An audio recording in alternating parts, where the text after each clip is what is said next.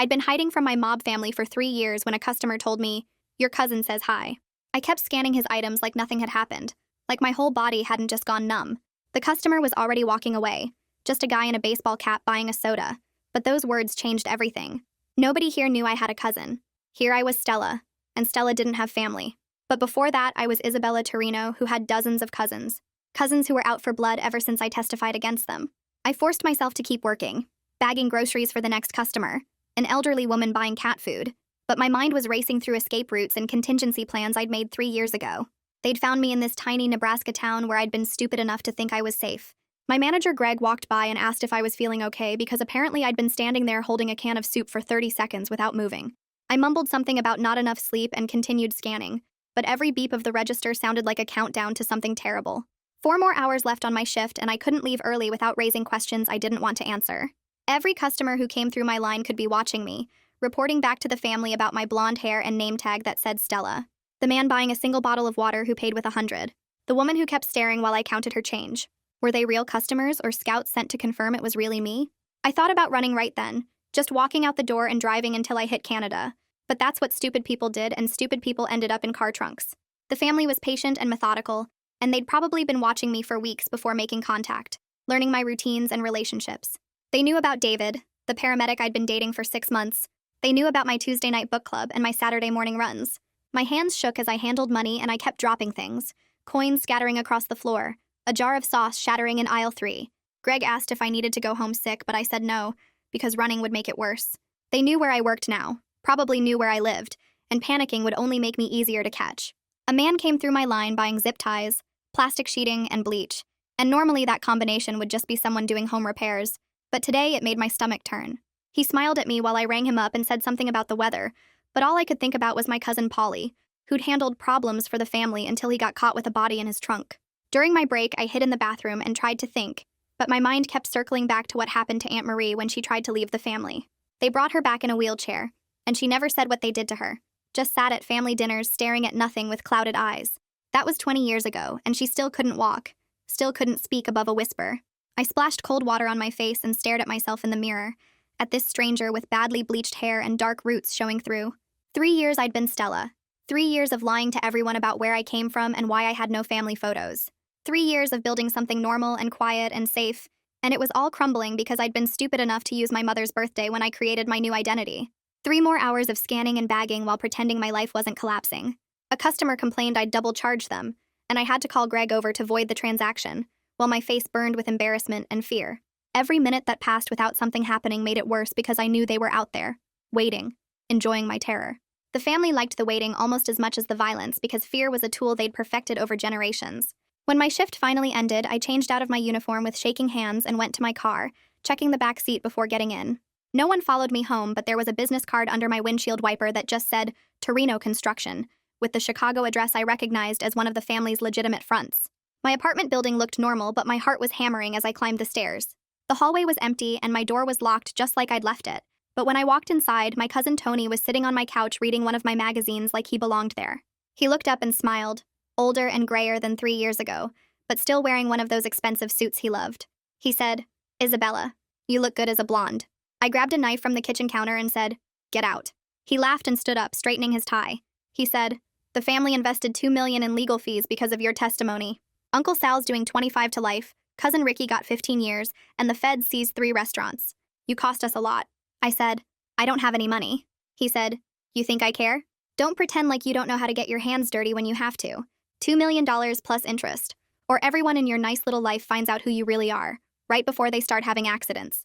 Requested Reads is on Spotify now. Check out link in the description or comments. I wanted to throw the knife at him, but my arm wouldn't move, frozen while my brain screamed at me to do something.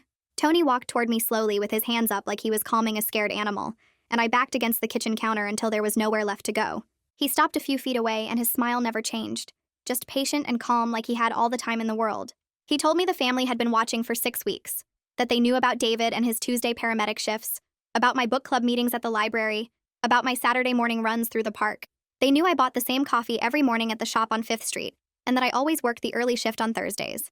His voice stayed friendly and casual like we were catching up at a family dinner instead of him threatening everyone I cared about. He explained that $2 million wasn't negotiable, but I had options for how to pay it back, and the family was willing to be reasonable about the timeline if I cooperated and stayed put. He said running would just make things harder for me and anyone who tried to help me disappear. The knife felt heavy in my hand and completely useless because what was I going to do? Stab my cousin in my apartment and explain that to the police. Tony reached past me to grab an apple from the bowl on my counter, taking a bite while he waited for me to say something. I asked how long I had, and he said that depended on how smart I was about this, that the family appreciated people who understood business. He finished the apple and tossed the core in my trash like he lived here, then straightened his tie again and headed for the door.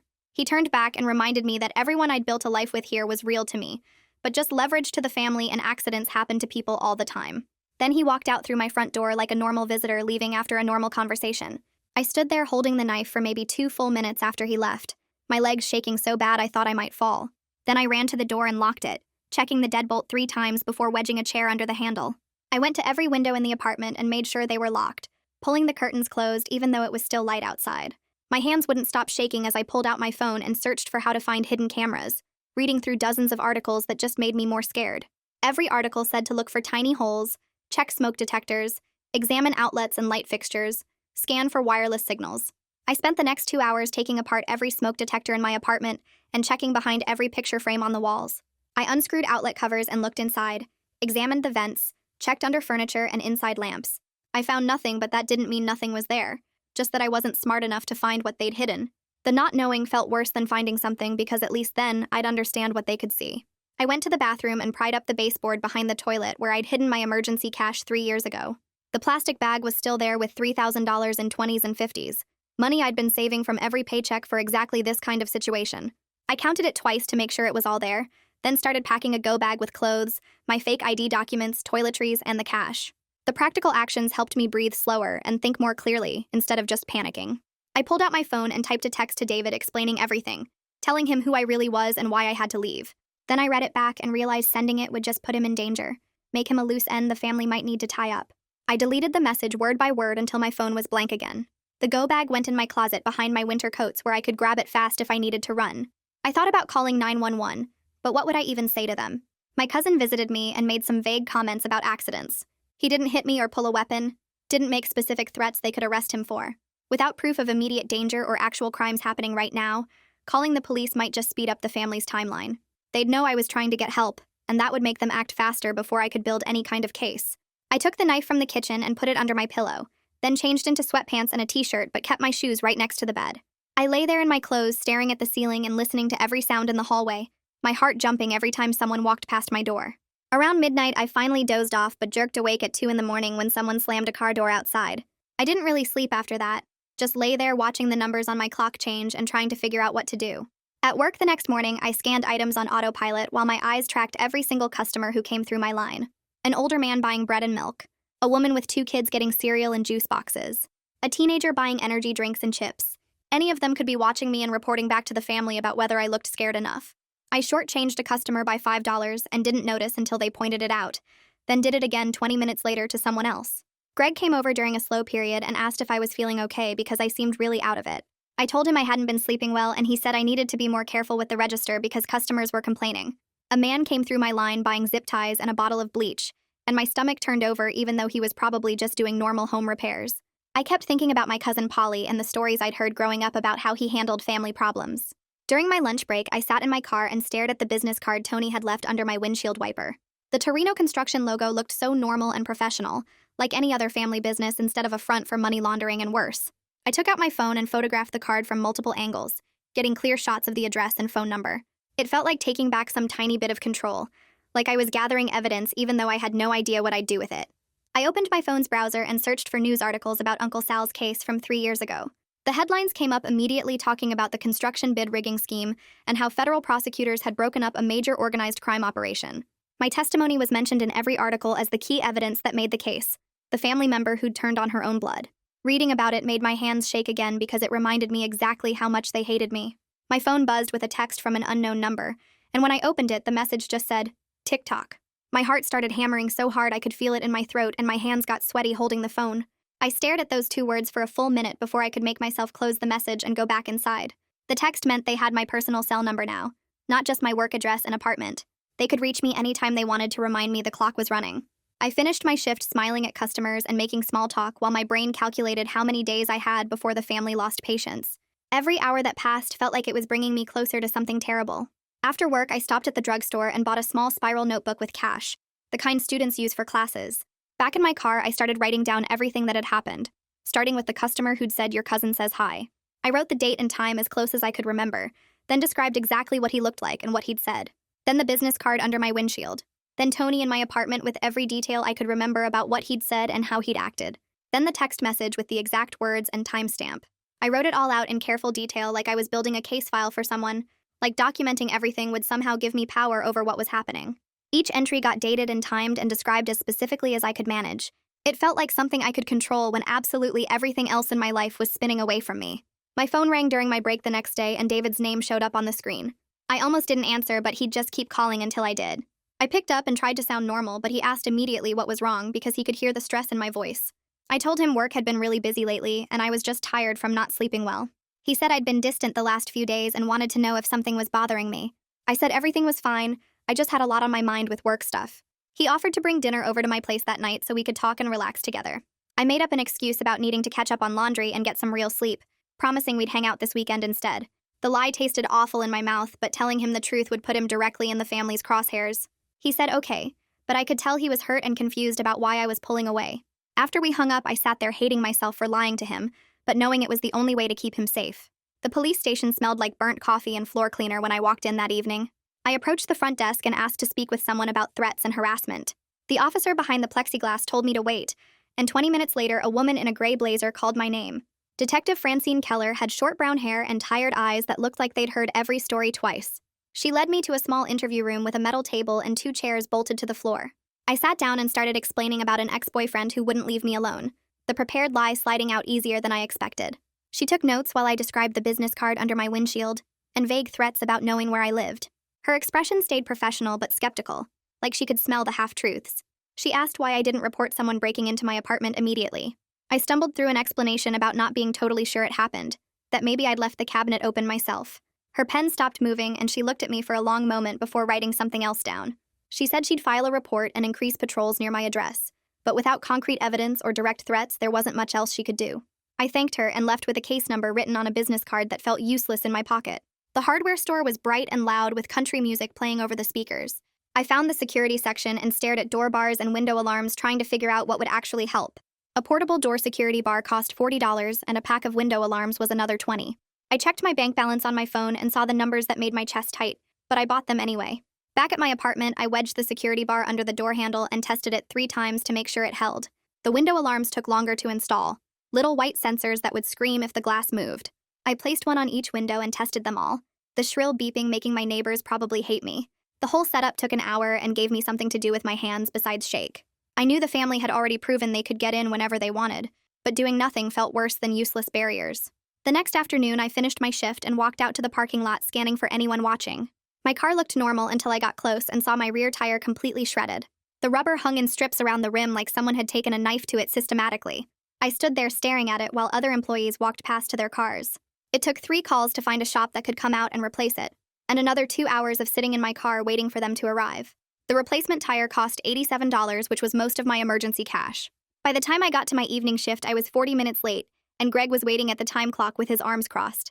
He wrote me up right there in front of 2 other employees and said I was using up my second chances fast. I apologized and promised it wouldn't happen again, but his expression said he'd heard that before from people who didn't last. During a slow period the next day, I was straightening the cereal aisle when I noticed a manila envelope tucked between 2 boxes of cornflakes in my lane. It wasn't there 10 minutes ago when I'd restocked that section. I looked around, but the store was nearly empty except for an old man by the deli counter. I picked up the envelope and opened it with shaking hands. Inside was a printed photo of me and David sitting at the coffee shop last Saturday. We were laughing at something and his hand was on mine across the table. Someone had circled David's face in red marker, the circle thick and deliberate. There was no note, but I didn't need one. The message was clear as if they'd written it out. They could reach him anytime they wanted. I shoved the photo back in the envelope and stuffed it in my jacket pocket, my hands leaving sweat marks on the paper. I drove straight to David's apartment after work without calling first. He answered the door in his paramedic uniform between shifts and smiled when he saw me, but the smile faded fast. I told him we needed to talk and he let me in, his apartment smelling like the pizza he'd been eating. I stood by his couch instead of sitting and said I needed space, that things were moving too fast and I wasn't ready for this. He looked confused and asked what changed in the last week. I couldn't give him real answers, so I said something vague about work stress and personal stuff I was dealing with. He stepped closer and reached for my hand, but I pulled away. His face showed hurt that made my stomach turn, but staying away from him was the only way to keep him safe. David said he didn't accept that and he knew something was really wrong. He said I was scared of something and he wanted to help. I shook my head and told him he couldn't help with this, that I just needed him to give me space. He asked if this was about the guy who beat him up, and I said no, even though we both knew I was lying. His kindness made everything worse because I couldn't tell him the truth without painting a target on his back. I left his apartment with him calling after me, asking to please just talk to him. We weren't together anymore, but we weren't cleanly broken up either. Just stuck in some terrible limbo where he was hurt, and I was terrified. Back home, I dug through my emergency documents until I found the business card buried at the bottom of the box. Gabriel Blanchard, Assistant United States Attorney, with an office number in Chicago. He'd been the federal prosecutor who handled my testimony case 3 years ago. My hand hovered over my phone for 20 minutes while I tried to decide if calling him would make things better or worse. Finally, I dialed and got his voicemail. His voice professional and clipped. I left a message explaining I was the witness from the Torino case and I needed help, that the family had found me. I didn't expect him to remember me or even care after 3 years, but I left my number anyway and hung up feeling stupid. Tuesday night, I went to book club like I did every week, sitting in someone's living room drinking wine and pretending to discuss the novel. Halfway through, I realized my regular attendance was broadcasting my schedule to anyone watching. Every social media check-in at this house on Tuesday nights was a roadmap. I excused myself to the bathroom and deleted my accounts one by one. 3 years of carefully built normalcy disappeared as I hit confirm on each deletion. When I came back, the other members noticed I was distracted and asked if everything was okay. I smiled and said work had been crazy lately, and I was just tired. The lies were getting easier, which probably meant something bad about who I was becoming. Gabriel called back the next morning while I was stocking shelves in the cereal aisle. I stepped outside into the parking lot to take it, my breath making clouds in the cold air. He remembered my case and asked why I didn't enter formal witness protection back then. I explained I thought disappearing on my own would be enough, that I didn't want to deal with all the federal restrictions and monitoring. He was blunt about the limited resources available for witnesses who declined protection initially. He said he'd make some calls, but I shouldn't expect the same level of support as official protected witnesses. I thanked him and we hung up. His honesty somehow worse than false hope would have been. The electronics store clerk barely looked at me when I bought the prepaid phone with cash. I memorized the number while sitting in my car, repeating it over and over until it stuck. My regular phone stayed active so the family would think I wasn't taking extra precautions. The burner went into my go bag hidden in the closet for emergencies only. Separating my communications felt like something from a spy movie, but it was the only way to have conversations they might not be listening to. I tested the burner by calling it from my regular phone and watching both devices light up. Then I turned the burner off and buried it under my spare clothes where nobody would find it unless they tore my apartment apart. The burner phone buzzed in my hand 20 minutes later, and I stared at the unknown number lighting up the screen. I answered without saying anything, and Tony's voice came through calm and friendly like we were old friends catching up. He said we should meet tomorrow at the Route 80 diner around noon to discuss payment options like civilized people, and he made it very clear I should come alone. His tone never changed from that casual friendliness, but my hands started shaking because that calm meant he was completely confident I had no way out. I hung up and sat on my bathroom floor with my back against the tub trying to breathe normally. They'd tracked the burner phone somehow, even though I'd paid cash and never given anyone the number, which meant they'd been following me or monitoring my purchases or had access to the store cameras. I pulled out the card Detective Francine had given me and dialed her number on the burner, keeping my voice low even though I was alone. She answered on the third ring, and I explained about Tony's call and the meeting tomorrow. She was quiet for a few seconds, and then said she couldn't spare officers for full surveillance, but she could be in the parking lot as backup. We worked out a plan where I'd wear my regular phone in my jacket pocket recording audio, and she'd stay in an unmarked car watching the entrance. It wasn't much protection, but it was better than going completely alone. She made me promise not to get in any vehicles with them, and to leave immediately if things felt wrong. I agreed, and we hung up, and I spent the rest of the night staring at my ceiling with all the lights on. The next morning, I drove to the diner 40 minutes early and parked where I could see the highway entrance. My regular phone sat in my jacket pocket already recording, and I'd tested it 3 times to make sure it was working. The diner was one of those old chrome places with red vinyl booths and a long counter, half empty on a Tuesday afternoon. I took a booth in the back corner with a clear view of the parking lot and front door. The waitress brought coffee, and I wrapped both hands around the cup to stop them from shaking. Tony's black sedan pulled in exactly at noon, and he got out with a younger guy I'd never seen before, both of them in expensive suits that looked wrong in this highway diner. They walked in like they owned the place and slid into the booth across from me. Tony smiled and waved the waitress over and ordered apple pie like we were having a normal family meal. The younger guy just stared at me with flat eyes that made my skin crawl. Tony asked how I was doing and said I looked healthy, that Nebraska seemed to agree with me. I picked up my coffee cup and it rattled against the saucer, so I set it back down. He talked about the weather and the long drive from Chicago while cutting his pie into neat pieces. Then a different man in a baseball cap walked past our table and dropped a folded piece of paper next to my plate without slowing down. Tony's smile got wider and he gestured at the note. I unfolded it with numb fingers and read the words written in block letters. "We know about the cop in the parking lot." My stomach twisted and I looked up at Tony, who was still eating his pie calmly. He said we'd talk more soon and stood up, dropping a 20 on the table. They walked out and I sat there frozen watching them drive away. I drove home taking random turns and checking my mirrors every few seconds, but nobody followed me. My apartment door was still locked, just like I'd left it, but the second I walked inside, I knew something was wrong.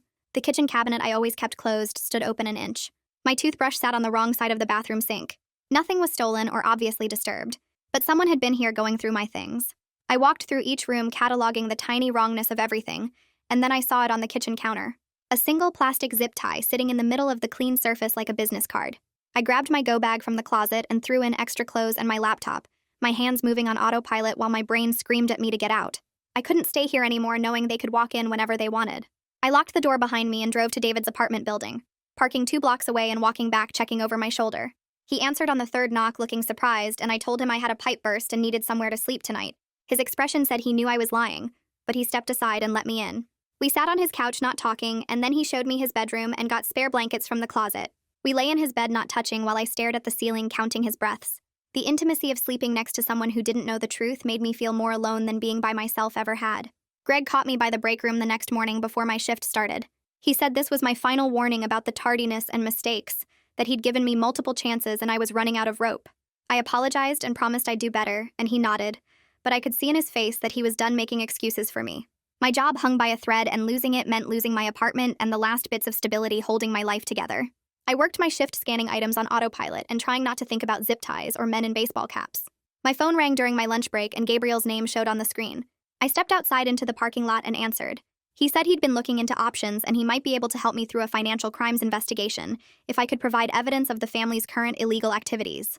Extortion was hard to prove without clear recordings or paper trails, he explained, but if I could document their money laundering or other crimes, it opened more doors. The idea of gathering evidence while they were watching me felt impossible, but I said I'd try. We hung up and I went back inside to finish my shift.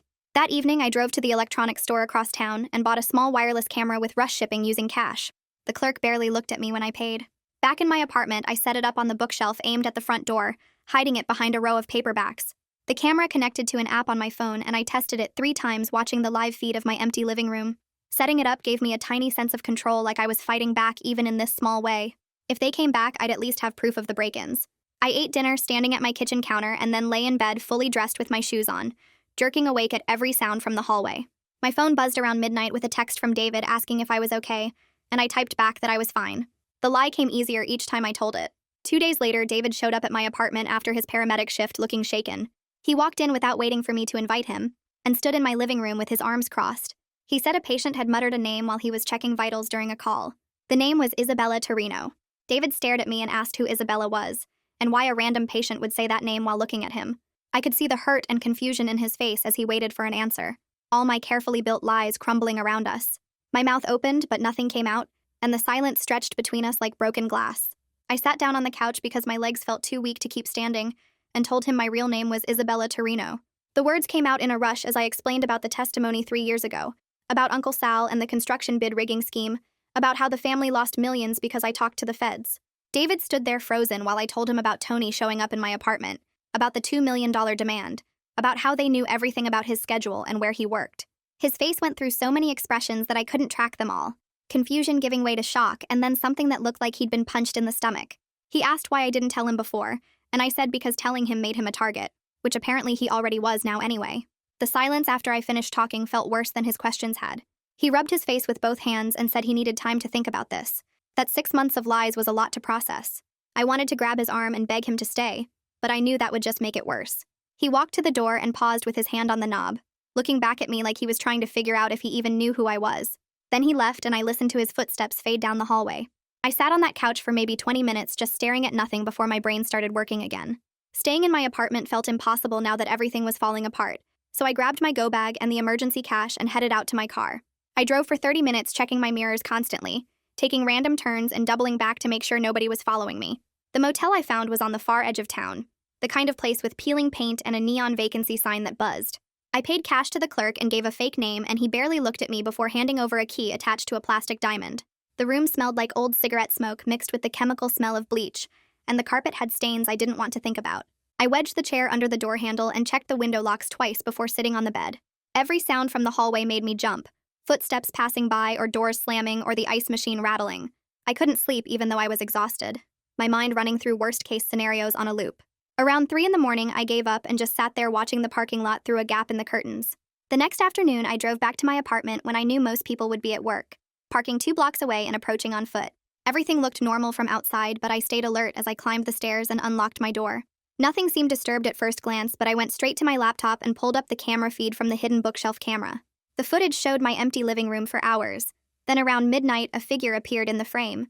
My hands shook as I watched someone move through my apartment using a key, not breaking in but just walking in like they owned the place. The person was wearing dark clothes and kept their face turned away from the camera, too smart to get identified. They walked through my rooms, touching nothing but clearly looking around, then left one cabinet door open in the kitchen before leaving the same way they came in. The timestamp proved I wasn't crazy, that the break-ins were real, but the footage was too grainy to identify who it was. I downloaded everything to a USB drive and added it to my evidence collection with the business card and screenshots of the threatening texts.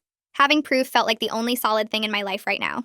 My burner phone buzzed with a text from an unknown number, and my stomach dropped before I even read it. Tony's message said the family was losing patience, and I had until the end of the week to make a good faith payment. He wrote that it would be a shame if something happened to one of David's patients during a paramedic call, that accidents happen all the time in emergency medicine. The specific threat against David made something shift inside me from fear to anger. They could come after me all they wanted, but dragging David into this when he'd done nothing wrong crossed a line. I called Gabriel on the burner phone and told him I was ready to cooperate fully with whatever investigation he needed. He sounded surprised but pleased, saying he'd been hoping I'd come around. We set up a meeting at the federal building for the next morning where I could sign an affidavit about the threats and extortion attempts. The federal building was downtown in a bland concrete structure that looked like every government office I'd ever seen. Gabriel met me in the lobby and walked me through security, then up to a small conference room with a table and uncomfortable chairs. He explained that creating an official record of the threats was important for building a case, even if we couldn't arrest Tony right away. His assistant came in with a camera and photographed all my evidence while Gabriel typed up my statement on a laptop. I described every interaction with Tony, every threatening text, the break-ins captured on camera. Signing the affidavit felt like I was finally taking real action instead of just running and hiding. Gabriel made copies of everything and filed them in a case folder with my name on it. Detective Francine showed up about an hour into the meeting, and she and Gabriel spent 20 minutes coordinating their approach. Francine was honest about the limitations, saying local police resources were stretched too thin to provide protection detail. She promised to increase patrols near my apartment and the grocery store, but that was about all she could offer. Gabriel explained that building a federal case took time and evidence, more time than I probably had before the family decided to stop waiting. They both looked frustrated by the constraints they were working under. We talked through options for getting Tony on record making explicit threats, and Gabriel suggested setting up a controlled call where I could get him to clearly state the extortion demand. The idea made my stomach hurt, but I agreed because what else could I do? We spent the next 2 hours practicing the script, Gabriel coaching me on what phrases might count as prosecutable extortion under federal law. I had to get Tony to explicitly demand money and explicitly threaten violence, not just hint around the edges. The legal technicalities felt absurd when I was just trying to survive, but I wrote down all the key phrases Gabriel wanted me to work into the conversation. The monitored call happened the next day from a secure line at the federal building with Gabriel and Detective Francine listening on headphones. My hands were sweating, so bad I could barely hold the phone as I dialed Tony's number. He answered on the second ring, sounding relaxed and friendly. I tried to follow the script, asking directly about the payment terms and what would happen if I couldn't pay. Tony talked in circles about family obligations and helping with family debts, about how unfortunate situations could be prevented with cooperation. Every time I pushed for specifics, he deflected into vague references and coded language. He mentioned that people I cared about might face difficulties but never directly threatened violence. When I asked what kind of difficulties, he just laughed and said I was smart enough to figure it out. The call lasted 15 minutes, and by the end I was exhausted from trying to get him to say something prosecutable. Gabriel's expression when I hung up told me everything I needed to know before he even spoke. The recording wasn't enough for charges. Tony had been too careful with his words. Detective Francine looked equally disappointed, saying they'd keep working the case but this wasn't the breakthrough they needed. I wanted to scream at the unfairness of it all, that Tony could threaten me and everyone I knew, but as long as he used the right words, he was untouchable. My phone rang during the drive home and I saw it was Greg from the grocery store. He didn't waste time with pleasantries, just told me I'd missed 2 shifts without calling and he was letting me go. I tried to explain that I'd had emergencies, but he cut me off, saying I'd used up all my chances and he needed reliable employees. Losing my job felt like another piece of my life crumbling away. Without income, I couldn't afford my apartment much longer, couldn't buy food or gas or anything else. The family was winning by just applying steady pressure until everything collapsed around me. Gabriel connected me with a victim advocate named Yasmin Cornell, who specialized in helping people dealing with threats and stalking. She met me at a coffee shop the next day, a woman in her 40s with kind eyes and a professional manner. We spent 3 hours creating a detailed safety plan with escape routes from my apartment and workplace, emergency contacts, and protocols for different threat levels. She treated my fear as completely valid instead of paranoid, which made me want to cry from relief. Yasmin helped me file for a protection order against Tony, even though we both knew serving it would be nearly impossible since he was avoiding known addresses. The paperwork felt like doing something concrete, even if it was mostly symbolic. She gave me her card and made me promise to check in twice a week, saying isolation was dangerous when someone was targeting you.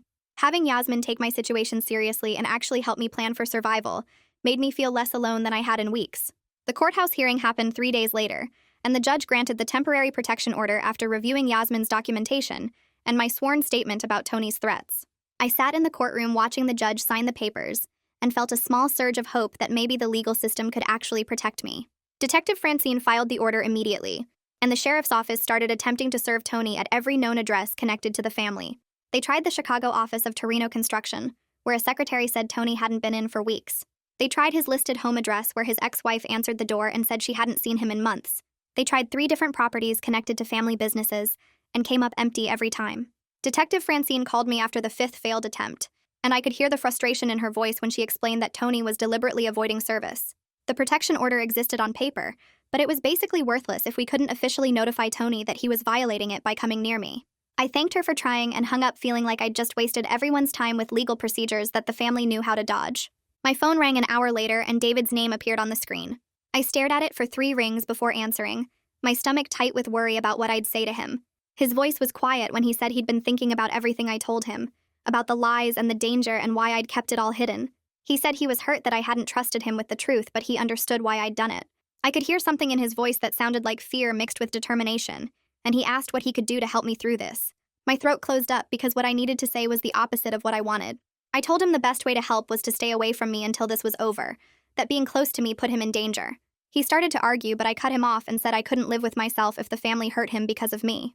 The silence on the line lasted so long I thought he'd hung up, but then he said okay, in a voice that broke my heart.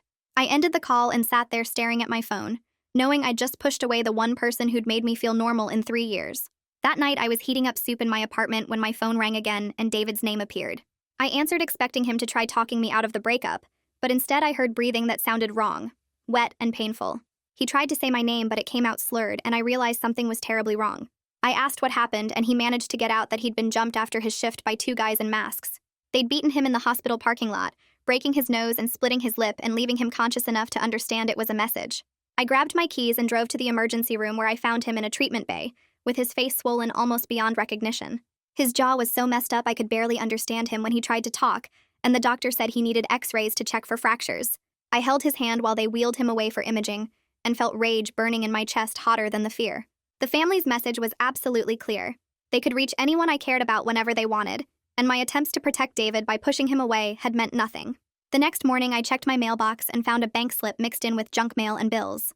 It showed a wire transfer from Torino Construction to a local vendor for $30,000, dated 2 weeks ago. The transaction looked legitimate on its surface, but I recognized it as exactly the kind of money laundering the family had been doing for decades. I photographed the slip from multiple angles and drove straight to Gabriel's office. He studied the document carefully and said this was exactly the kind of evidence that could build a financial crimes case, that following the money often worked when direct threats were too vague to prosecute. For the first time since Tony had appeared in my apartment, I felt like I might have something the feds actually wanted, something more valuable than just my testimony about extortion. I spent the next 2 days at the public library going through business records and property transactions, connecting Torino Construction to various shell companies and suspicious transfers. The research gave me something to focus on besides David's swollen face and my own fear, and I found myself getting absorbed in following the paper trail. Gabriel met me at a coffee shop to review my findings and said I was building a solid foundation for investigation, that this kind of detailed documentation could open doors for warrants and subpoenas. The work gave me purpose beyond just surviving. I was actively fighting back against the family instead of just hiding and hoping. Gabriel called me 3 days later with news that a low-level family associate had been pulled over for a traffic stop, and the officer found an illegal firearm in his vehicle. The guy was facing serious charges, and Gabriel said this created an opportunity to flip him if they could offer the right deal. Every small crack in the family's operation felt like progress, even though Tony was still out there and still dangerous. I sat in Gabriel's office and proposed something that scared me but felt necessary. A meeting with Tony where I'd bring a down payment to show good faith. Gabriel leaned back in his chair and considered it, then said they could use the meeting as an opportunity to catch Tony making explicit threats on record. We spent 2 hours planning a careful operation with minimal police presence to avoid spooking Tony. The decoy cache would be fitted with a GPS tracker, and I'd wear my phone recording audio in my pocket. Detective Francine joined us to coordinate the surveillance team, but then Gabriel got a call from the courthouse. The judge had denied authorization for a full-wire operation, saying the evidence so far didn't meet the threshold for that level of surveillance. We sat there looking at each other and I could see the frustration on both their faces. Detective Francine said they'd proceed with just my phone recording and distant backup, keeping officers far enough away that Tony wouldn't spot them. I signed liability waivers acknowledging the risks and promising I understood this wasn't official protection. The plan felt flimsy and dangerous, but it was the only option we had. I arrived at the empty construction yard at dusk, carrying a canvas bag with $10,000 in marked bills and the GPS tracker buried underneath. My heart was pounding so hard I felt dizzy, but I forced myself to walk calmly across the gravel lot toward the trailer where Tony had told me to meet. Every shadow looked like it could be hiding someone, and every sound made me flinch. The construction equipment loomed around me in the fading light, creating dark spaces where anything could be waiting. I reached the trailer and stood there clutching the bag, my phone recording in my jacket pocket and Detective Francine supposedly watching from a van 3 blocks away. Tony appeared from behind a cement mixer with his enforcer beside him, both of them relaxed and confident as they approached. Tony was wearing another expensive suit that looked out of place in the dirt and gravel, and he smiled at me like we were meeting for coffee instead of an extortion payment. He made small talk about how smart I was to cooperate, how the family always appreciated reasonable people who understood how things worked. I tried to steer the conversation toward explicit threats like Gabriel had coached me, asking what would happen if I couldn't make the full payment. My voice came out steadier than I expected, and I kept my hands from shaking as I held the bag. Tony smiled and leaned back against the cement mixer, his hands in his pockets like we were just chatting. He said something about how the family understood cash flow problems, how they were reasonable people who could work with me if I showed good faith. His words stayed vague, talking about how it would be unfortunate if David had an accident on one of his calls, how paramedics dealt with dangerous situations every day. The enforcer shifted beside him, his jaw tight, and I could see him getting restless with Tony's careful word games. I tried to push harder, asking what would happen if I couldn't pay at all, and Tony just shrugged and said, people who couldn't meet their obligations sometimes had unfortunate things happen to their loved ones. The enforcer unzipped the canvas bag to check the money, and his hand stopped halfway inside. He pulled out a bill and held it up to the fading light, then dug deeper and found the GPS tracker wedged between the stacks. His face went dark, and he looked at Tony, then back at me, and I saw the exact moment everything shifted. Tony's expression changed from patient to cold in a second. He said one word, just my name, Isabella, but the way he said it made my stomach drop. The enforcer dropped the bag and started toward me, and Tony was right behind him.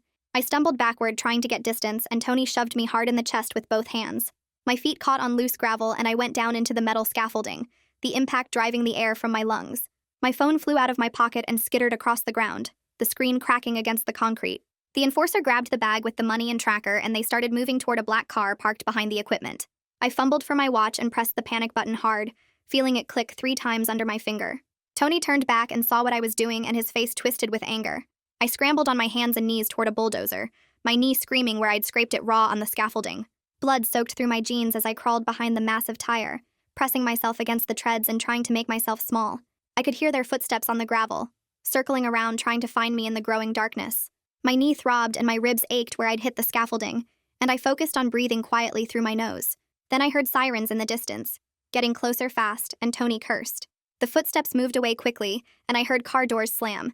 An engine roared to life and tires squealed on gravel. I stayed hidden behind the bulldozer, my whole body shaking, listening to the sirens get louder. Multiple police cars converged on the construction yard with lights flashing red and blue across the equipment. I heard doors opening and voices shouting, and then Detective Francine calling my name. I tried to answer, but my voice came out as a croak. She called again, and I managed to yell that I was by the bulldozer. Footsteps ran toward me, and suddenly she was there, helping me stand up. My knee buckled, and she caught me, her face tight with concern as she looked at the blood on my jeans and the scrapes on my hands. She radioed that she had me, and I was injured but stable. Other officers were spreading out across the yard searching for Tony and the enforcer, but the black car was already gone.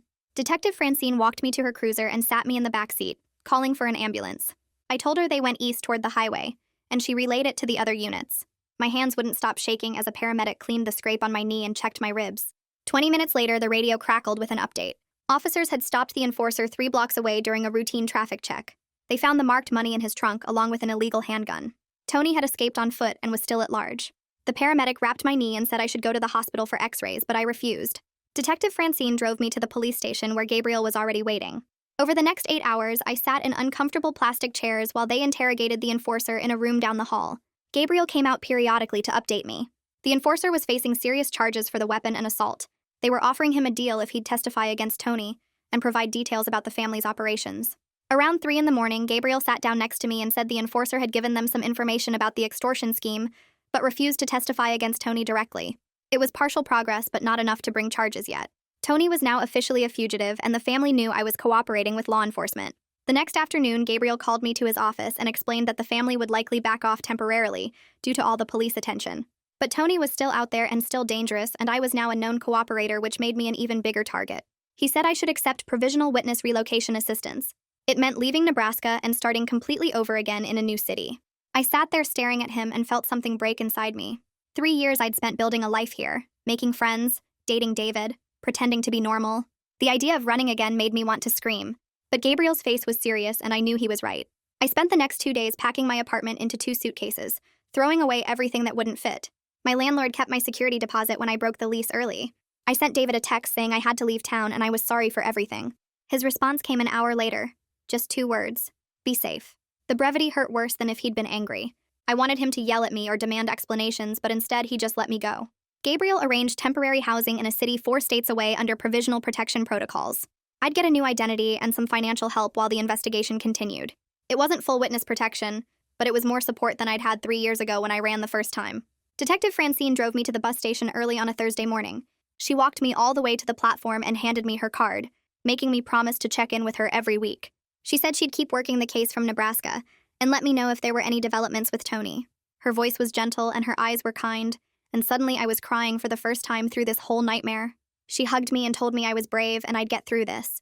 The bus ride took 14 hours through flat highways and small towns. I barely slept, just watched the lights blur past my window and thought about everything I was leaving behind again. The other passengers ignored me, and I was grateful to be invisible. This was the 3rd time I'd run from my family. First when I testified, then when I created the Stella identity in Nebraska, and now this. I didn't know if I had the strength to build another life from nothing. When I finally arrived in my new city, a U.S. Marshal liaison met me at the station.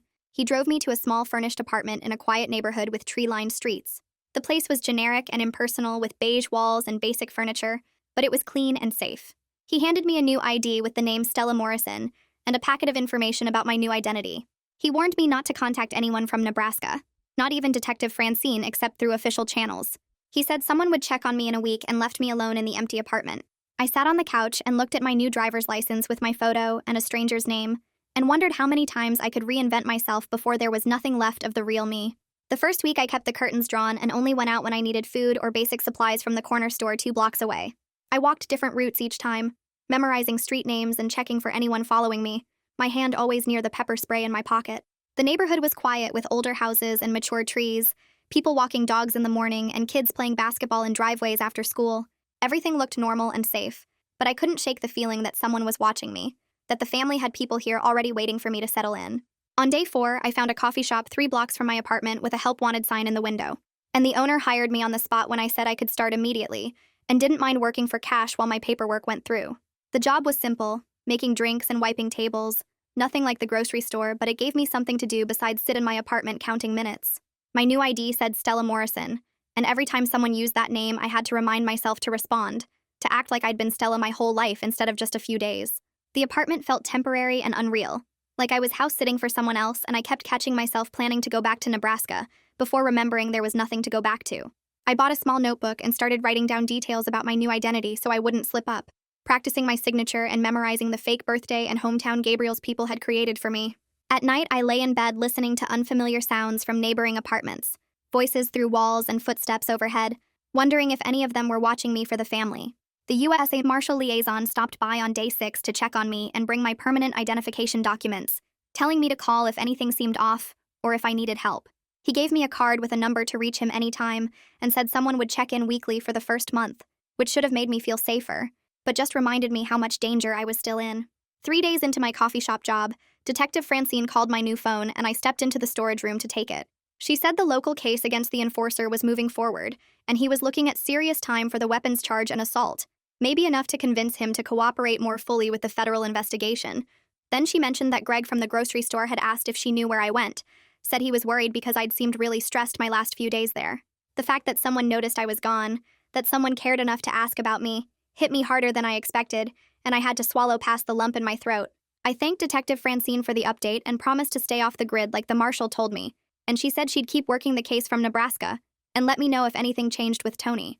When we hung up, I stood in the storage room surrounded by boxes of coffee beans and paper cups, trying not to cry over a manager who probably just needed someone to cover shifts. The following week, Gabriel called with better news. His voice cautious but optimistic as he explained that a sealed indictment had been filed against a lower-level family associate for money laundering, based on the financial records I'd helped them trace. He said Tony was still at large and officially a fugitive now, but the family's operations were under increased scrutiny from multiple agencies, and they were having trouble conducting business as usual. It was meaningful progress, real consequences for people who'd thought they were untouchable, but it didn't resolve my situation because Tony was still out there, and the family still wanted their $2 million. Gabriel reminded me to stay vigilant and report anything suspicious, and I promised I would, even though part of me wondered if I'd ever stop being vigilant, if this was just my life now forever. Around the same time, Yasmin called to check on how I was settling in, and mentioned a support group for people in witness protection and protective relocation that met Tuesday evenings at a church near my apartment. I almost said no because going to a group meant admitting I needed help, meant sitting with strangers and talking about being scared, but something in her voice made me agree to try it once. The church basement was exactly what I expected. Folding chairs in a circle, and a coffee pot on a table by the door, half a dozen people of different ages who all had that same look in their eyes that I recognized from my own mirror. We didn't use our real names and we didn't ask questions about each other's situations, just talked about the constant vigilance and the loneliness of starting over, and the guilt of leaving people behind. A woman about my age described checking her car for tracking devices every morning, and I nodded because I did the same thing. And an older man talked about how he still flinched at loud noises 5 years after relocating. They shared coping strategies they'd learned, ways to manage the anxiety and fear without letting it consume you, and for the first time since leaving Nebraska, I felt like maybe I wasn't crazy for being this paranoid.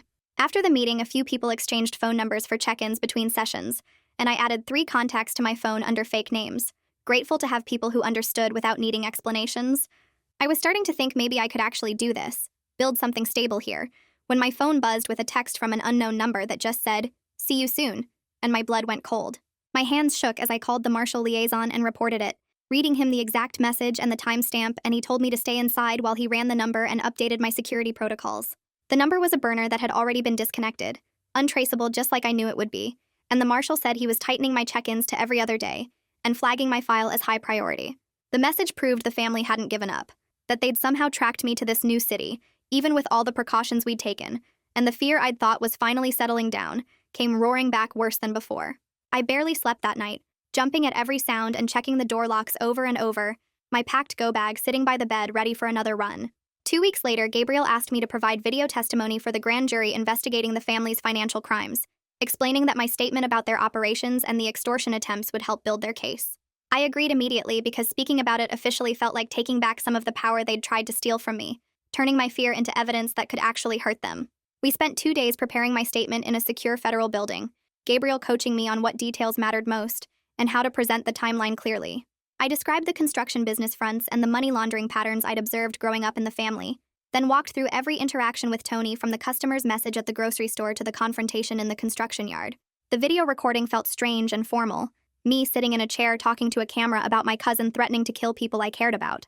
But by the end, I felt stronger somehow, like I'd turned my testimony into a weapon they couldn't take away. Around the same time, a message came through Gabriel's secure channel from David saying he was healing from the attack and hoped I was safe, but he didn't ask where I was or suggest trying to reunite. I read it sitting at my kitchen table and felt my chest tighten with all the things I wanted to say but couldn't, all the apologies and explanations that wouldn't change anything. I wrote and deleted a dozen responses, trying to find words that weren't too much or too little, before finally settling on, just, "Thank you, I hope you heal completely," because some relationships don't survive this kind of trauma, and that has to be okay. I saved his message even though I knew I shouldn't, a tiny piece of my Nebraska life that I couldn't quite let go of yet. That week, I made the decision to keep the name Stella Morrison permanently, signing the papers that made it official and legal instead of just a temporary cover.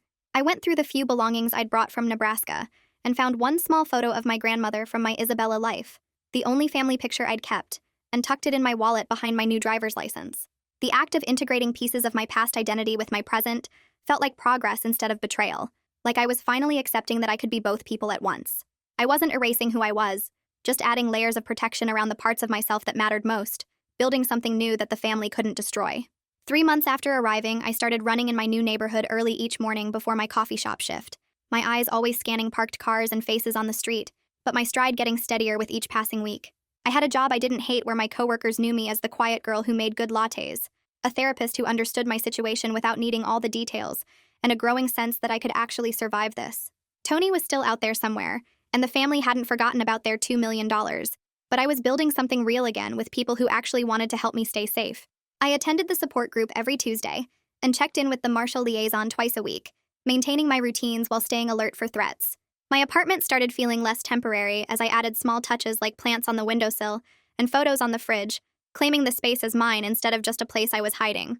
Some mornings I woke up and forgot to be scared for a few seconds before reality came crashing back, but those seconds were getting longer, and I was learning to live in them. I didn't know if Tony would ever stop looking for me, or if the family would eventually decide I wasn't worth the trouble, but I was done running blind and alone. This time I had Detective Francine checking in from Nebraska, Gabriel building a case that might actually put them away, Yasmin helping me navigate the system, and a whole group of people who understood what it meant to start over. I was Stella Morrison now, officially and permanently, and maybe that was enough.